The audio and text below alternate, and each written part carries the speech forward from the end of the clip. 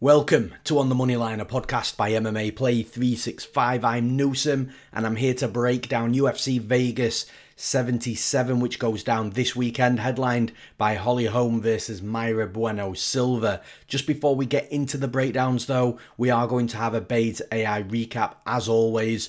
Just talking about UFC 290 from our UFC prediction software, looking at the value, looking at the solid predictions from the AI, including Dricus du Plessis, the fighter that pretty much everyone, including myself, was writing off before going into that fight, but not Beta AI. Beta AI had Dricus du Plessis favoured, and like I say, we're going to talk about that, plus another 5 fights in the recap. So if you are interested in the AI, in UFC prediction software, or just AI in general, then make sure you check out the recap for UFC 290, which will be on our YouTube channel in a Base AI specific playlist, and you'll find that at youtube.com/MMA Play 365. But now let's get straight into the breakdowns. In the main event, as I've already mentioned, we've got Holm versus Mayra Bueno Silva. I'm not quite sure why this has to be a main event, if I'm being honest. The only angle I can see is, look, if Mayra Bueno Silva should win this fight, are the UFC going to give her a title fight? And if they are going to give her a title fight, then they probably will need to know how she performs over 5 rounds. Should it go 5 rounds? But having said that, Pantoja had a title fight last weekend, never going 5 rounds before, so I don't know. But look, it's a fight that, like I say, I don't think it's going to get a lot of people massively excited. Holm, she's a staple in the women's division in the UFC, and you know what we're going to get from Holm. She's a good boxer, she's a good kickboxer as well, she's got good wrestling, good topside control, real good topside control actually, and considering that her background is in striking, she's come a long way, and even though she's in her 40s now, she's still solid and she's still going to be difficult to beat.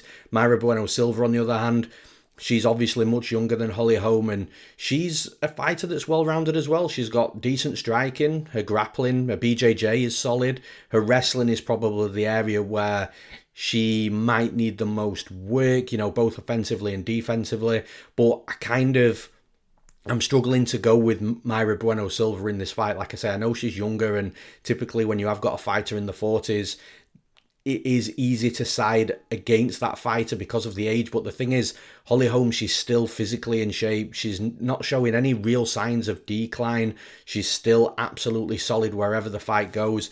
And I kind of feel like on the feet, she's going to... I actually think at range, Mayra Bueno Silva striking is going to have some success. But the thing is with Holm, she'll use her good striking to close the distance if Mayra Bueno Silva is having that type of success.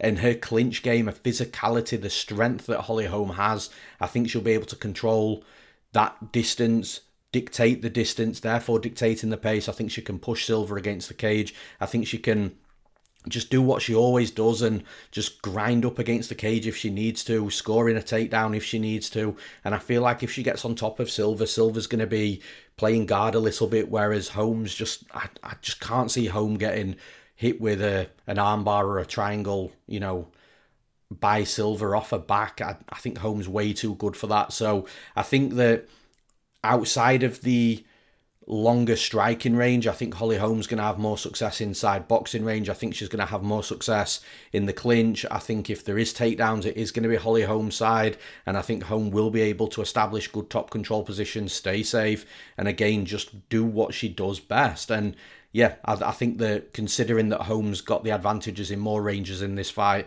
she's more experienced, she's been 5 rounds so many times, fighting only the best women in the world, it's tough to side against Holm. So for those reasons, I'm picking Holm to win this fight. And in the next fight, the co-main event, we've got Albert Duraev versus Jung Park. And it's an interesting fight. Jung Park's never been really a fighter that I've been massively high on. I appreciate what he does, and he's definitely in that mid-range of the middleweight division where, you know, he's going to be beating a lot of fighters, but then when it comes to the step up in competitions, I'm not sure he's going to be quite there. And I'm not necessarily saying Duraev's that massive step up in competition that's going to absolutely run over Jung Park. And in fact, Duraev, I actually bet against him against Chidi Njokuani. And the one thing I will say with Duraev, he surprised me a lot, and I don't know whether Njokuani just had an off night, which every athlete on the planet will have regardless of sport,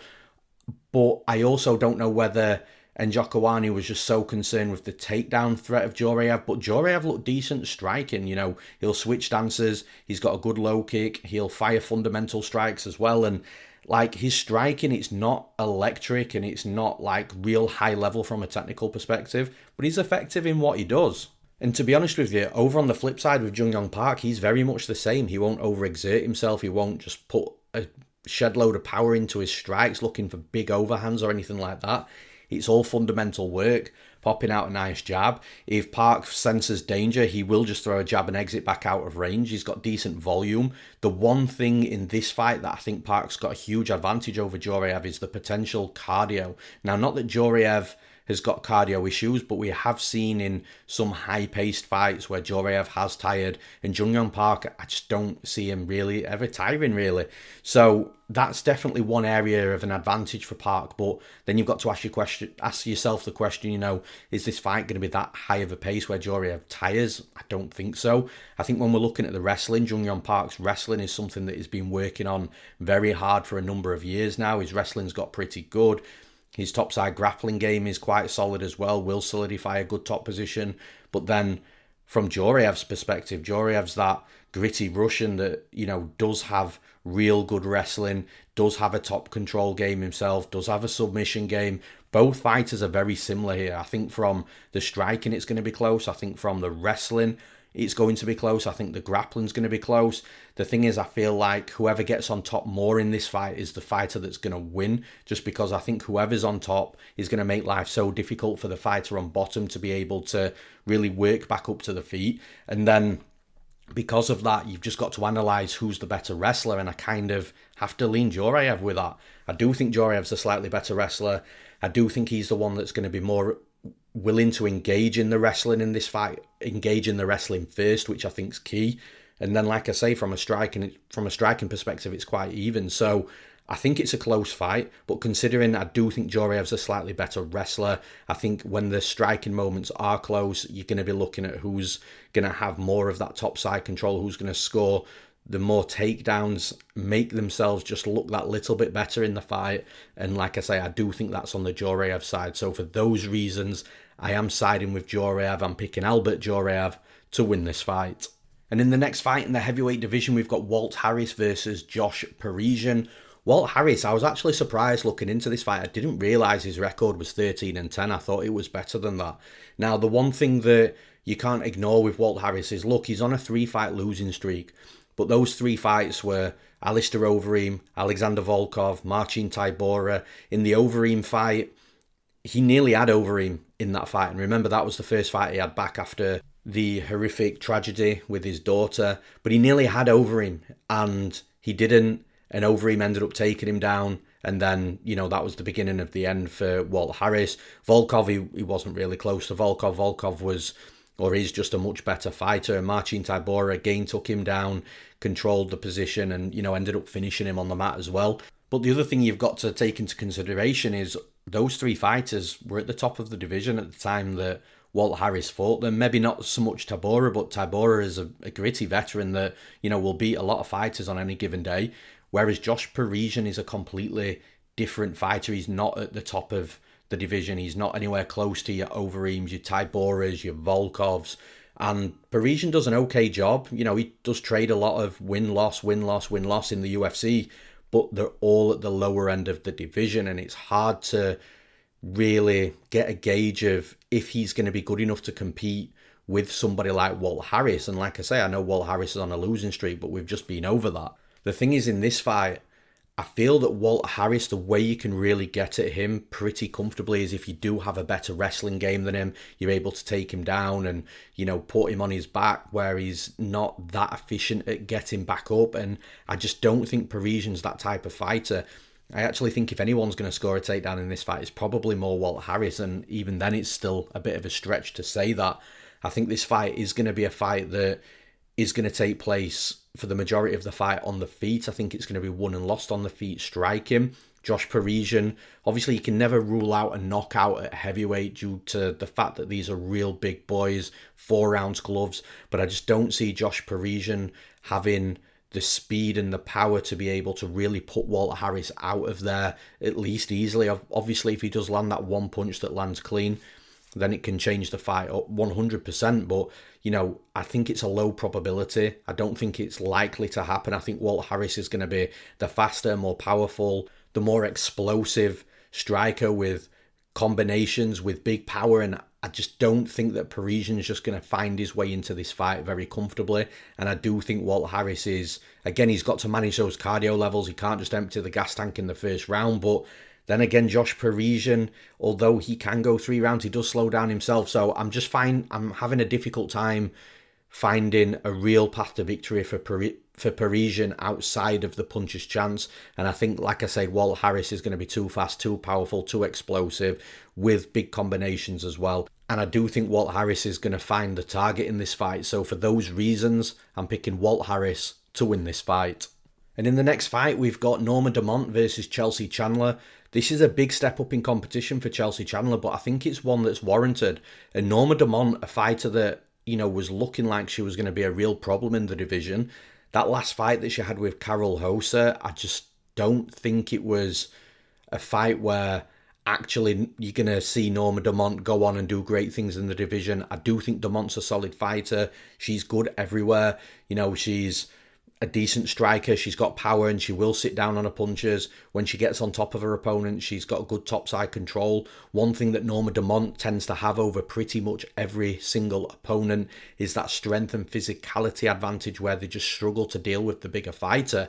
However, here with Chelsea Chandler, Chandler's very big for the division as well. Very strong, very tough, very physical. So I kind of feel for the first time with Norma Dumont in this fight, she's not going to be at a significant strength and physicality advantage. Now, I'm not saying she's going to be at a disadvantage there. She potentially could be. And if I was going to guess, and again, it has to be a guess because you can't really measure who's going to be the stronger fighter inside the cage, I would actually side with Chelsea Chandler being the stronger fighter, but I think at worst, it's going to be very even, and Dumont's not going to have that physicality advantage in this fight, which, again, could be it is going to be something new for her, in my opinion, and it's how she deals with that that's going to be very interesting to see. Now, when it comes to the striking here, I think Norma Dumont's the more technical striker, but Chelsea Chandler, I think, is really effective at what she does, just pushing forwards, being aggressive, and looking to land bombs on her opponent. And it's not bombs where it's real reckless, winging big overhands or massive hooks.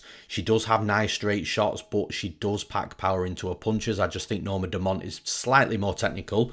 But from a striking perspective overall, I think both fighters hit hard. And I think, Chandler might just hit that little bit harder. Norma Dumont maybe that more technical side of the striking. So again, I think the striking is going to be close from 2 different styles within the striking, 2 different reasonings. Then when you come into the wrestling, I think that, again, both fighters are going to be quite close here. I think Chandler's going to be the more willing wrestler. I think the fighter that moves forward is going to be the fighter that is going to be the more successful fighter wrestling, which I do think Chelsea Chandler's aggression and forward pressure is going to help here. And then whichever fighter's on bottom, I think is going to struggle to get on top. But again, I think Chandler's going to be the more likely fighter being on top because she's probably the more willing wrestler, because she's probably the fighter that's got that forward movement or more of the forward movement and pressure. So again, I think that Chandler's got a massive step up in competition here. I think the fight's going to be close. I think there's going to be moments where, there's stalemates. I think there's going to be moments where one fighter's looking great for 30 seconds or a minute, and then suddenly the other fighter's now looking great for 30 seconds or a minute. And I just think it's going to be a very close fight throughout. But I do have to make a prediction. And because I think that Norma Dumont is going to be facing something Chelsea Chandler that she's not dealt with before, because I think Chandler's going to be slightly more physical, slightly more aggressive, I do have to favour Chandler in this fight. Again, I think it's going to be close, but like I said, I have to give a prediction. So for those reasons, I'm picking Chelsea Chandler to win this fight. And in the next fight, this is going to be violent. We've got Ottman Azaitar versus Francisco Prado. Now, Francisco Prado made his UFC debut on short notice against Jamie Mullarkey. I think Prado was at a massive disadvantage in that fight. You know, Jamie Mullarkey, really good striker, good wrestling, good topside jiu-jitsu as well in regards to just being able to control positions, not rushing anything. And obviously Mullarkey had the full fight camp. He has the UFC experience. Prado, a very, very young fighter. I think he's only 21, 22. So that was a massive eye-opener and step up in competition there with Jamie Mullarkey. But here with Ottman and Azaitar, I don't think he's going to have the wrestling threat to deal with as what he had against Mullarkey. And to be honest with you, credit to Prado, even though at some point in that fight he knew that Mullarkey was going to start taking him down, he didn't actually retract with his strikes or become hesitant. He still tried to throw big, hard combinations to try and put the wrestling off of Mullarkey, and it didn't work. But what I'm trying to say is Prado doesn't get hesitant inside the cage with his striking. He's got big power, knockout power. He's got a ground game himself as well. But I think in this fight, it is going to be a fight where both fighters are going to think that they can knock each other out. Both fighters prefer to strike as well. So I think it's a fight where we see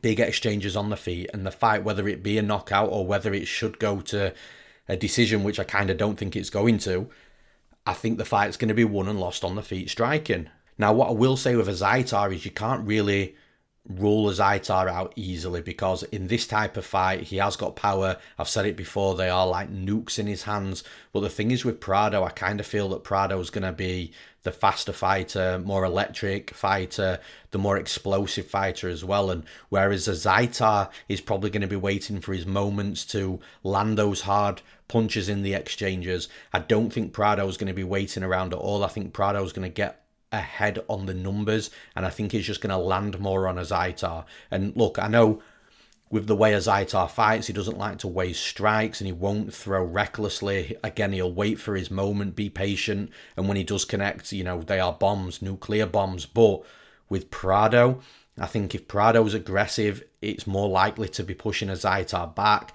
And if Azaitar is waiting for those moments to strike, he's probably, like I said, going to start falling behind in the fight, falling behind on the volume. And it's a numbers game. The more strikes that's landed by either one of these fighters, the more likely it is to find that knockout. And I just feel that that's going to be on the side of Prado. So for those reasons, I'm picking Francisco Prado to win this fight. And in the next fight, talking of power and explosivity, we've got Terrance McKinney versus Nazim Sadykhov. And again, a real interesting fight. Terrance McKinney, we know what Terrance McKinney is going to bring to the cage. It's excitement, it's power, it's speed. He's going to let it all out there. He comes out like a bull at 100 miles an hour, but he's also got a wrestling background, real good wrestling actually. And he's also got a decent grappling game. He's very controlled on top. He understands that he doesn't need to rush position to potentially get somewhere too soon and their opponent reverse the position and then him ending up on his back. Terrance McKinney's got a real good all-round game. The problem with McKinney is the cardio, and obviously McKinney's the underdog in this fight. And again, from this fight's perspective, I kind of feel that McKinney is the better striker. I think he is the better wrestler and grappler, but he's an underdog because of the cardio. Like, if he doesn't get Sadykhov out of there early in this fight, McKinney's then running the risk of gassing out badly and then Sadykhov just taking over, which he absolutely will. If Sadykhov weathers a storm here, and if Terrance McKinney comes out as he normally comes out, then after that storm, Sadykhov will start taking over the fight. Sadykhov's got a good all-round game himself, predominantly more from the kickboxing side, does like to fire a lot of kicks. He has got power in his hands as well. He does have a wrestling game from an offensive perspective, but it's more opportunistic. He's not often he will shoot takedowns, but when he does, he'll just get in guard. He won't try and transition too much, going from position to position. He'll stay where he's comfortable and just look to solidify that position and land ground and pound. So it's quite a smart approach from Sadykhov when it comes to that grappling. Now, with Sadykhov, I do think that Sadykhov can be taken down, and we saw that against Evan Elder. A fight that, by the way, Evan Elder was winning. He won both rounds on all three judges' scorecards, and of course, unfortunately lost with, the cut, and Sadykhov was on his way to losing that fight. And this is what's leaning me towards McKinney, because I kind of look at the fighters that McKinney's lost. He's lost against Drew Dober and Ishmael Bonfim, two real high-level fighters, or at least high-level fighters at a certain level in the UFC, if that makes sense. Of course, they're not going to go on to be champions, but they're very solid fighters for where they are, is what I'm trying to say. McKinney does tend to put away any fighter that's not a Drew Dober, that's not an Ishmael Bonfim. And I feel that Sadykhov falls within that category. Now, with McKinney, if he takes a real smart approach to this fight, he could be really effective. I just don't think he's going to. I do think he's going to come out fast. And that's what makes it hard from a prediction perspective, because if you feel that McKinney's going to come out at 100 miles an hour, then, like I said, he's going to run the risk of gassing out should Sadykhov weather a storm. But like I say, I do think McKinney's better in more areas. I do think that McKinney's the more likely fighter to find a finish. And if he does come out a little bit calmer and with a little bit more of a patient approach, then I think he could have a really good fight as well. Like I said, if he gasses out, it's going to be all Sadykhov, and McKinney will probably get finished again. So, yeah, it's a volatile fight, but I am picking Terrance McKinney to win this fight. And in the next fight, a bit of a weird one, if I'm being honest. We've got Ashlee Evans-Smith versus Ailin Perez.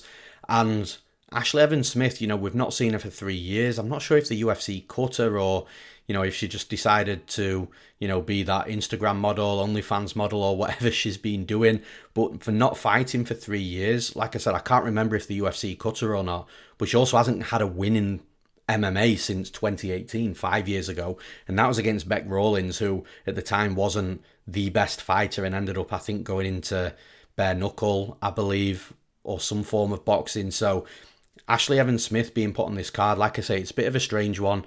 Ailin Perez, though, on the other hand, Perez is a fighter who I think is better than a lot of people give her credit for. Of course, she lost her UFC debut to Stephanie Egger, but Egger can be a tricky fighter. Perez was actually looking decent in that fight, and I think that Egger is a level above where Ashlee Evans-Smith is at. So I do think it's a good fight for Perez here. I think that, look, Ashlee Evans-Smith, she was always one of these fighters that, will always put up a fight. She'll always be an opponent's face. She was decent everywhere, striking, wrestling, grappling, but didn't really specialise in any one specific area. And again, she was a fighter in that mid-range in the division that would always do a job. The thing is here, 3 years out, not having a win since 2018, it's really tough to pick her against Perez, who is a very forward pressure fighter, will likely meet Evans-Smith in the middle. She's got decent wrestling, and I do think if Evans-Smith does start getting taken down in this fight and can't get back up, I think it's just going to build Perez's confidence throughout the fight. And also with Perez as well, I think she does a good job of coming forwards and closing the distance. So I do think it's going to be a close fight for sure. You can't ever predict in these types of fights where one fighter is going to just produce a shutout. I don't think it's going to be like that. I think it's going to be relatively competitive throughout. But I just can't pick Evans-Smith here. I think Ailin Perez is going to be the more aggressive fighter. Because of that, will probably be more effective with a striking, better wrestler, or at least more willing wrestler. And because of that, I think a topside control will play a factor in this fight as well. So yeah, it's tough to pick Evans-Smith. I'm siding with Ailin Perez to win this fight. And in the next fight, we've got Tyson Nam versus Azat Maksum. Now, Maksum making his UFC debut, and dude, talk about relentless wrestling. This guy he just wants to wrestle at all times. Don't get me wrong, he'll throw a few strikes, but the strikes are just a means to the wrestling. He's probably got one of the fastest entries into a takedown that I've ever seen in MMA.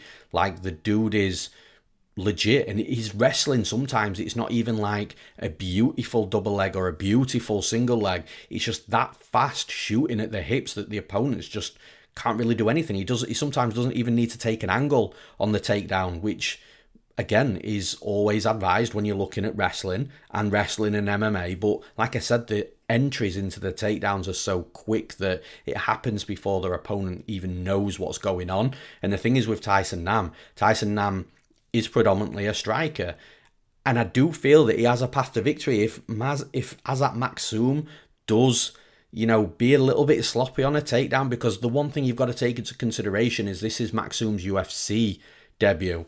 And things do change in the UFC. Fighters are better. Fighters have dealt with more. And Tyson Nam is experienced. So Maksum does have to manage his P's and Q's. And if he does get a little bit too close or shoots a sloppy takedown, and Nam does find a straight punch, an uppercut as Maksum's coming in, then there's every chance that Maksum could get knocked out. Tyson Nam has legit power for the division, but man, I'm just struggling to see it. I think Maksum is going to start this fight. He's going to level change straight away. He's going to take Nam down, and he's going to be that dominant. Maybe Nam stands back up a couple of times in the first round, but Maksum will just keep reshooting, and eventually it'll break Nam's morale inside the cage.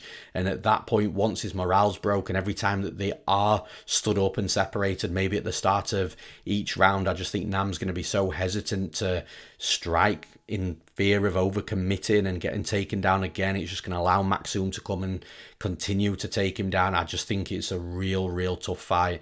Normally, a UFC debut against an experienced vet like Nam being minus 400, minus 450 is something that, you raise your eyebrows at. But when you actually watch Maksum fight, you can absolutely see why he's that big of a favourite. Because if Maksum was minus 200 or minus 190 or minus 185 or whatever, he would just get absolutely steamed back to minus 400 by the betting public. So, yeah, look, it's a very tough fight for Tyson Nam, in my opinion, stylistically. So, for those reasons, I'm picking Azat Maksum to win this fight. And in the next fight, we've got Carl Deaton versus Alex Munoz. Alex Munoz making his return. I did wonder where he'd been. Apparently, he has been dealing with, some injuries, a long injury layoff. But to his credit, the one thing he has been doing at Team Alpha Male, it appears that he's been coaching and doing classes. Now, this is something that's so understated in MMA. And I really can't be clear enough when I say this, but what Alex Munoz has been doing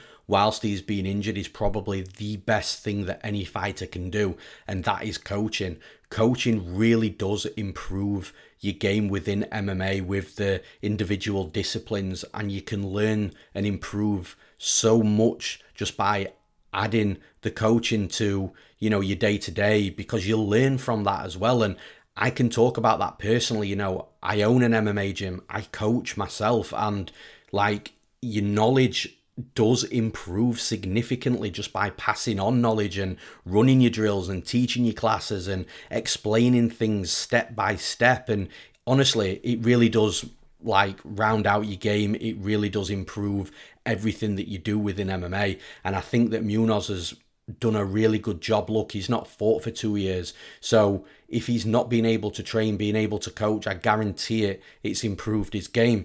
And he was already a good fighter as well. His striking needed a little bit of work, but from a wrestling perspective, that's where his background is. His grappling was good as well. He is 0-2 in the UFC, dropping to Nasrat Haqparast and Luis Pena, which aren't bad fighters to lose against. And I think they're both fighters that are better than Carl Deaton. However, the one thing I will say with Deaton is he's gritty, he's grindy, he's good everywhere, and he will take fights to his opponents. He is tough, he'll come forward, he loves to be aggressive, and he's also really experienced from his records perspective as well. So I don't think that this is going to be an easy fight for Munoz at all. Like I said, he has had time outside the cage, so there could be potential ring rust in there as well. But I just don't think that with Munoz not just sitting on his arse on the sofa for 2 years, which he hasn't done, I actually think that he is going to be sharp from a mental perspective inside the cage. And I do think he's going to be able to, even though it's his first fight back after a couple of years and some injuries, I think he's going to be able to do good work here. I think Deaton's going to pressure forwards with striking, with volume, and I think he's going to walk straight into the wrestling of Munoz more often than not. Now, the way Deaton does win this fight, in my opinion, if he does exactly the opposite of that in regards to the forward pressure and aggression, if he's sliding in and out of range, landing short combinations, and like I said, sliding in and then sliding back out, using lateral movement and making Munoz chase him a little bit, I think Deaton's going to really get off on some good combinations, get up on the volume, and I think he's going to make life difficult for Munoz. But I don't think he's going to do that. Carl Deaton, he is a forward pressure fighter. He will like to come forwards aggressively, and I do think he's going to walk into the wrestling of Munoz. I think Deaton's still probably going to get up on the volume here, but if Munoz is just breaking the work up of Deaton, scoring those takedowns. Maybe Deaton gets up a couple of times, but the longer the fight goes on, I think the more takedowns Munoz scores, and the more takedowns he scores each time, I think he's going to get a little bit better, or a little bit more time from the top control side perspective, and just make it difficult for Deaton as the fight moves forward. So for those reasons, I'm picking Alex Munoz to win this fight.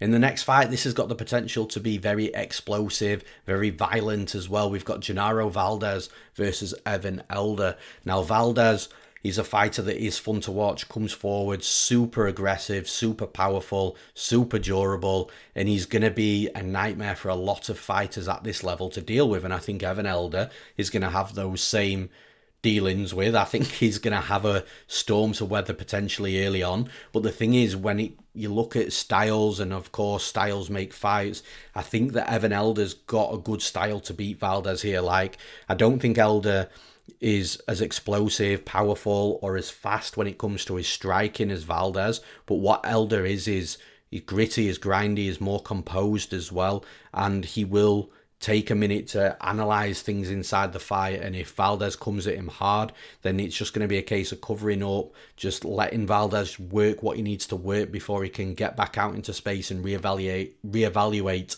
what he has to do next. And then when it comes to the wrestling and the grappling, this is where I think Elder's got stylistic advantages, because Valdez, we have seen him taken down. We have seen him struggle to get back up to his feet. Not all the time, he does have get-ups, but I think Evan Elder, what he's going to be able to do here, he's got that very calm and patient approach to a fight where, like I say, Valdez comes out fast and hard. There's a chance that he puts Elder out of there, but if he doesn't, I think Elder's going to be able to pick away at him the longer the fight goes. And also, like I've just said with Munoz and Deaton, I think Elder's got the ability to level change and take Valdez down and just break that striking flow up of Valdez. So when Valdez does get back to his feet, he's got to go again and restart. And then if Elder shoots another takedown, it's just breaking any flow that Valdez is trying to, or flow and momentum that Valdez is trying to build in the fight. And I think that Evan Elder is going to be able to do a good job of just implementing his style in this fight. Like I said, he's going to have a weather to storm, it seems, and there is every chance that Valdez gets that early knockout. But if he doesn't, I think Elder's just going to really break flow, momentum, and therefore start to take over the fight the longer it goes on. So for those reasons, I'm picking Evan Elder to win this fight. And in the next fight, we've got Istela Nunes versus the newcomer Viktoriya Dudakova. This is a clear striker versus grappler type of fight, in my opinion. Of course, both fighters do have skills all round, but I think from Nunes' perspective, she's not going to want to get anywhere close to Dudakova. She's going to want to keep a distance, strike from the outside as Dudakova comes in, crack her with quick combinations and exit back out of range. And I think from Dudakova's perspective, I don't think she's going to want to strike, not because she can't. I don't think she's a terrible striker, but she just loves to get a hold of her opponents, clinch up, get the wrestling or the trips, the judo going, get her opponent down to the mat and just control positions on the mat. So I think we've got a real stylistic difference in this fight between both fighters.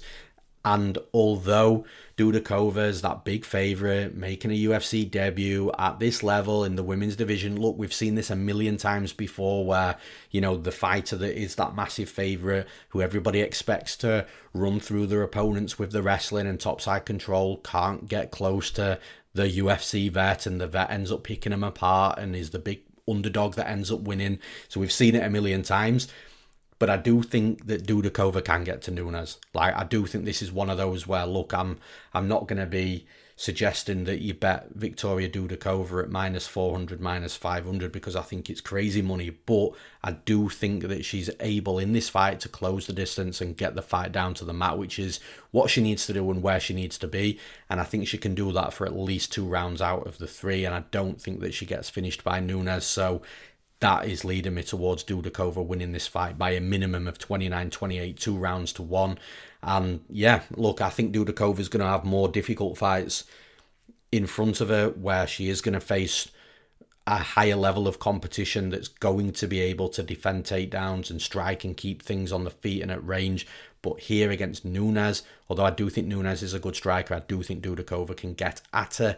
I'm picking Viktoriya Dudakova to win this fight. And in the next fight, we've got Austin Lingo versus Melk Costa. And again, this could be extremely violent. Austin Lingo likes to come forwards. You know, He doesn't have the greatest striking defense, but he'll stand, he'll bang, he'll exchange, he'll trade punches in the pocket with good volume. And Melt Costa, I think, is going to absolutely welcome that. You know, both fighters have got good all-round games, but do prefer it when their opponent's not looking to shoot takedowns and get fights down to the mat too often. And I do think that this fight is quite like that. If any fighter does start looking for the takedown and does start looking to get good top side control, I do think it's more on the side of Costa. But I do think there's going to be a lot of good moments on the feet striking where it could be determined, won and lost on the feet in the striking department. And look, I think it's been one of my phrases of 2023, but these new era explosive Brazilian fighters that are in the UFC right now are just super fun to watch. They're super effective. They're super well-rounded. And although I don't think Costa is at the higher level of that new era explosive Brazilian type of fighter, he definitely fits the bill. And I just think, all I'm saying is that I think the jury's still out of how far Costa's going to go. And we'll see in the next couple of fights. But I do think definitely he's dangerous. I do think he's aggressive. I do think he's in the face of his opponent. He's got power. He's got a well-rounded style. I think he does have to mind his P's and Q's with Austin Lingo, because Lingo does crack. He does bite down on his mouthpiece. He is gritty, grindy, and he will look to take your lights out if the opportunity is there. So Costa's got to be wary of that. However, when you're looking at explosivity, aggression, forward pressure, and then the ability to mix things up in regards to the wrestling and grappling as well, I do think Costa is the fighter that is rightfully favoured and the fighter that probably should win this fight due to that. Like I said, the striking exchanges are going to be close. It wouldn't shock me if Lingo landed something in a violent exchange that knocked Costa out, but I do think from the striking perspective, Costa's more technical. I do think he can match the aggression and the power of Lingo, but then having the more willingness to wrestle and grapple as well, I think favours Costa also. So for those reasons, I'm picking Melt Costa to win this fight. And in the next fight, we've got Tukalut versus Melsik Bagdasaryan. Melsik Bagdasaryan actually really unfortunate against Josh Kulibau in his last fight. I bet Melsik Bagdasaryan in that fight, and look, he was really doing a good job striking until the fight did hit the mat, and you know, it was a very flash submission. It's like almost like that puncher's chance with the knockout, just with the submission that Kulibau capitalised on. But I do think that Bagdasaryan was looking really good in that fight, and in this fight against Tukalut, he's going to again have a big striking advantage. I mean, I'm not saying he had a huge striking advantage against Kulibau, but he had a striking advantage nonetheless. And against Tukalut, I do think definitely there's a huge striking advantage. Tukalut isn't a bad boxer, but with Melsik Bagdasaryan being a high-level kickboxer, I think he's got more of a varied attack, and as a boxer, when you're getting kicked at, it's going to be frustrating because you've constantly got to close the distance, and I think Bagdasaryan has got a huge striking advantage in this fight over Tukalut. Where Tukalut has got advantages here, though, is Lutz's wrestling is actually decent, and his topside grappling can be good as well, and I do think if Lutz can get close to Bagdasaryan to take him down, that's where Bagdasaryan's got holes in his game. You know, I don't think he's got terrible defensive wrestling or defensive grappling, but he can be taken down, he can be controlled, and we have seen in his last fight he was submitted as well. So I think that Tukalut has got advantages in this fight, but there's a few issues with that. The first issue is we don't really see too much wrestling and grappling or wrestling attempts from him, offensive wrestling. He does tend to just enjoy striking and using his boxing and trying to keep the fight on the feet. We have seen him in the past look to wrestle and grapple, and I think he's a much better fighter for it, but he just doesn't seem to want to, or at least not be able to. And then with Bagdasaryan, the next issue is because he's going to be, you know, a rangy kicker, he's fast in and out of range as well. Is Tukalut's really going to be able to get in on some good entries into the takedowns? And I just don't think he is. So there's a fact that stylistically it's going to be hard to take Bagdasaryan down because of the speed, movement and striking advantage that he has. And then with Tukalut's not really looking like he overly wants to offensively wrestle in his fights, that's going to be another issue. And I just think Bagdasaryan's got a good fight ahead of him here stylistically. I think he's going to be able to get on top of the striking. I think he's really going to be able to put it on Tukalut's, defend anything offensive from the wrestling and grappling perspective that comes at him and just be able to keep this fight on the feet and pick Lutz apart. If he doesn't finish him, which he potentially could do, then it goes to the judges, and I think Bagdasaryan looks good in front of the judges as well. So for those reasons, I'm picking Melsik Bagdasaryan to win this fight. And finally, when I woke up this morning, I did see reports of Jack Della Maddalena potentially being on this card. No reports yet whether it's going to be a current UFC roster fighter or whether they're going to sign a UFC debutant to come in and try and fight him. And yeah, it's probably more likely going to be the debutant with how things are going lately. But obviously there isn't an opponent right now. I just know that there is going to be an opponent at some point, or at least that's what the reports are saying. So if there is a fight for Jack Della Maddalena, I will put the pick in the comments in the YouTube video. So again, if you're listening to one of our podcast platforms and Jack Della Maddalena does have a fight scheduled, you want to know who I'm picking for that fight, I will drop in the pick on the description, the YouTube video description. So to find our YouTube, it's youtube.com/MMA Play 365. And yeah, I'll have that prediction there. But unless it is a real high level fighter that's stepping in on short notice to fight Jack Della Maddalena, the prediction is probably going to be Jack Della Maddalena to win by TKO. So yeah, we'll see. But yeah, it'll be on the YouTube video description should you want to come and confirm that.